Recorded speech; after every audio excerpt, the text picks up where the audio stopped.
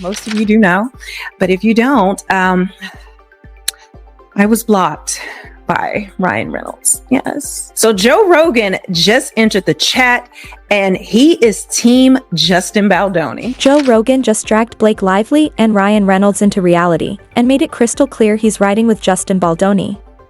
The smoke and mirrors aren't working anymore. Everyone's seeing through their blame game now. It's absolutely absurd and it's not going to work. Rogan didn't hold back. He slammed them for their shady PR stunts, calling out the damage they're doing to Justin's mental health and reputation. Enough is enough, and Rogan said what everyone else was thinking. He's using it to assert control over Justin Baldoni, destroy his life. Essentially, it was destroying his family, his health, and everything else. Joe Rogan just crashed this scandal head-on, and he didn't come quietly. The podcast king, the alpha of the airwaves, just went full beast mode in support of Baldoni. No subtweets. No polite nods. Just 14.5 million Spotify fans, 16.4 million YouTube subs, and nearly 19 million Instagram followers watching him torch Blake and Ryan in real time. That's not commentary, that's a public takedown. And it's loud. This is what you get. You're trying to fucking ruin a guy's livelihood by using the Me Too movement. Because they were trying to take over the movie. Yeah. They were trying to take over the movie and the whole franchise. He owned the franchise. They're fucked. The whole thing's crazy. They're fucked. And he's suing the New York Times. This wasn't some vague Hollywood jab. Joe Rogan said it straight. Blake and Ryan tried to weaponize sexual harassment allegations not for justice, not to protect victims, but to seize control of a film. Control. The movie. And they called that feminism? Please. They're not fighting for rights, they're pulling off a cinematic coup. Ocean's 14, the entitled heist. It's a bunch of fabrication and lies, and then you see the control that she took over the movie, and I just don't see how any of these reporters are coming to that conclusion other than they are just trying to meet some type of agenda. Rogan wasn't playing nice either. You could hear the disgust in his voice. And when Joe Rogan calls you out, it's not a private whisper, it's a damn siren blasting across the internet. The same guy who helped shift the entire Johnny Depp versus Amber Heard narrative just looked at the Blake Ryan circus and said exactly what it is, total BS. What it takes. It's what it takes. It's like Johnny Depp. Yeah. He's like, all right. Yeah. He did it for the boys. Exactly. You got to do it. You need real motherfuckers to be like, nah, man, I ain't going out like this. Yeah, especially a guy like that. It was like known as being like this really sweet, nice guy. This is Hollywood's favorite mess, where the decent guy with proof gets villainized, and the power couple hides behind PR spin and legal threats. Baldoni? Calm. Honest. Transparent. But somehow he's the bad guy. Meanwhile, Blake cries on cue and suddenly the media bends over backwards. That double standard? Rogan's not having it. And now the mask is off. And then it's like, all right, Dude, he posted the receipts. Oh, he's like, oh, remember our text exchange? Bah, bah. How about she told him to come into the dressing room while she was breastfeeding? And speaking of Ryan Reynolds, Mr. Deadpool, Mint Mobile mascot, aviation gin hype machine, what a legendary crash and burn. Rogan didn't hold back. He dragged Ryan as a major player in this disaster. Now Reynolds is suddenly pretending he had no idea what was happening? Really? You accidentally ended up in a $400 million lawsuit? What, did you trip over your gin and fall face first into legal fire? Come on, man. Blake Lively, talk about ruin your reputation, and Ryan Reynolds. Yeah, they fucked up. Ryan's trying to get out of it now. He's trying to get out of the lawsuit, and they're like, you were a key part of this. This is what you get, though. Rogan didn't even need to shout, it was surgical. He said flat out, Ryan's trying to slide out of the lawsuit, but the courts aren't letting him. Why? Because, in Rogan's words, you are a key part of this. That's what happens when you play puppet master with someone's life and try to hijack movements meant for real survivors.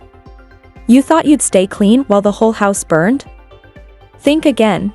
Blake Lively thing? Bro, Blake Lively, talk about ruin your reputation, and Ryan Reynolds. Yeah, they fucked up. Ryan's trying to get out of it now. He's trying to get out of the lawsuit, and they're like, you were a key part of this. This is what you get, though. This is what you get. You're trying to fucking ruin a guy's livelihood. And it wasn't just Rogan. Brendan Schaub backed him up right there on the podcast, calling out how Ryan and Blake tried to weaponize #MeToo for career gain. And Rogan? No hesitation. 100%. That was his response. No nuance. No middle ground. And the mic drop moment? Rogan compared Baldoni to Johnny Depp.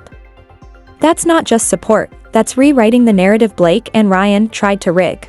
From the franchise. They're fucked. The whole man. thing's crazy. They're fucked. And he's suing the New York Times, and he's got a great case He's going there, hard in too. the paint. He But that's should. what it takes. That's what it takes. It's like Johnny Depp. Yeah. He's like, all right. Oh, and Ryan's carefully curated, relatable guy image? That snarky, self-aware charm he built in Deadpool? Gone. He's not Deadpool anymore, he's dead wrong. He's Blockpool. A hollow PR product trying to stay likable while helping bulldoze a man's reputation. That whole, I'm just a sarcastic guy with a gin company, bit falls apart when your wife is playing Cruella de Vil behind NDAs.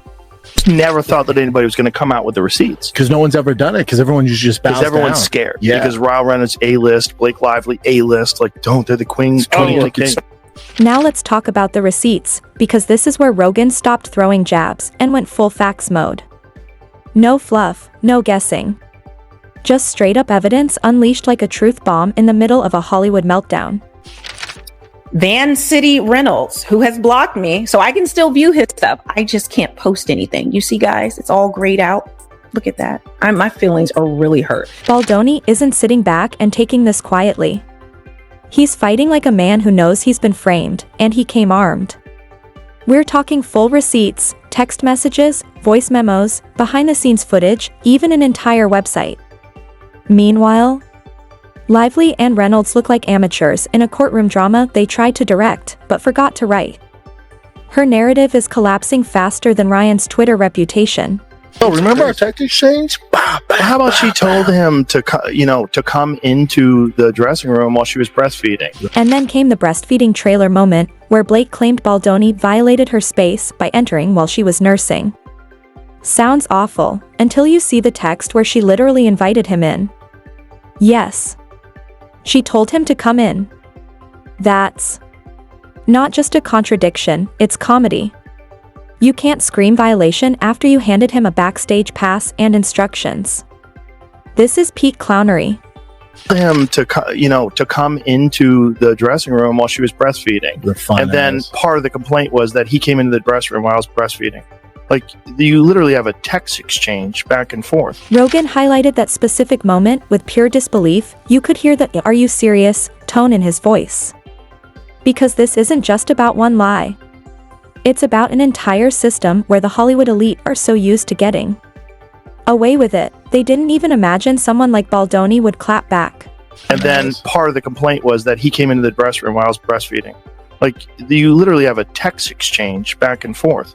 They just never thought that anybody was going to come out with the receipts. Because no one's ever done it. Because everyone just bows Because everyone's down. scared. Yeah. Because Ryan Reynolds A-list, Blake Lively A-list. They assumed he'd fold. Quiet NDA. Apology tour. The usual. But not this time. Baldoni pulled out everything. The texts. The recordings. The footage.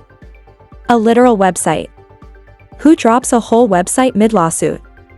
A man who knows he's innocent and is done playing nice. Rogan made it clear, this isn't he said, she said, this is she lied, and he brought the receipts. And the best part. Blake and Ryan weren't ready. They thought their PR armor was invincible. But guess what? Facts don't care about vanity. Fair. And now that Baldoni's showing proof, they're spiraling, blocking critics, silencing brand pages, and getting flamed online by fans who are done with the hypocrisy. Blocked by Ryan Reynolds. Yes. Predator Pool himself blocked me. I don't know when he blocked me. I don't know if it's when I exposed on X what happened with his daughter in Deadpool and that abhorrent things that they made her do. Justin Baldoni didn't just fire back, he launched a legal missile straight into the heart of Hollywood. We're talking a $400 million lawsuit. Not 4. Not 40. $400 million. That's not a case, that's a seismic event.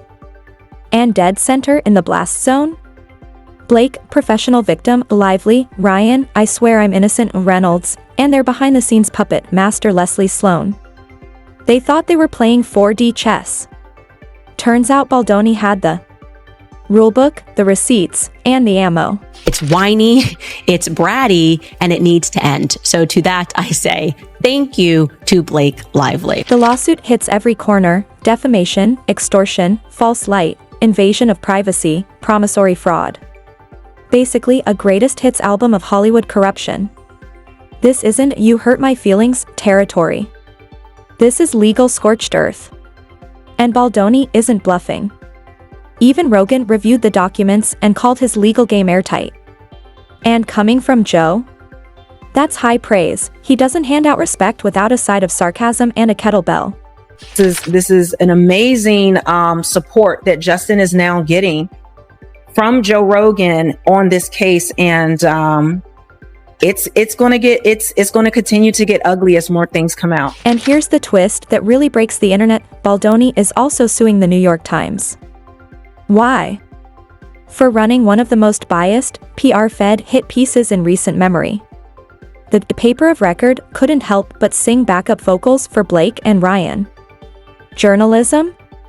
Dead. And Baldoni just dug the grave. His strategy? No hush-hush settlements.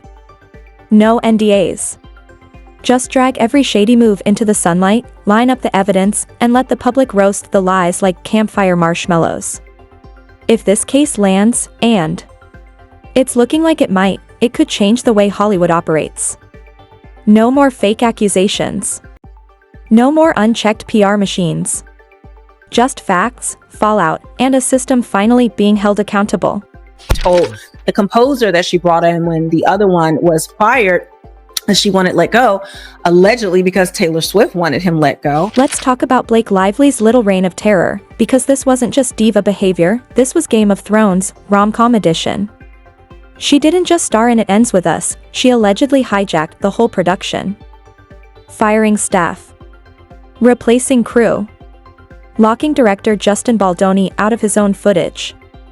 That's not artistic input, that's a full-blown coup. She didn't want to make the movie. She wanted to own it.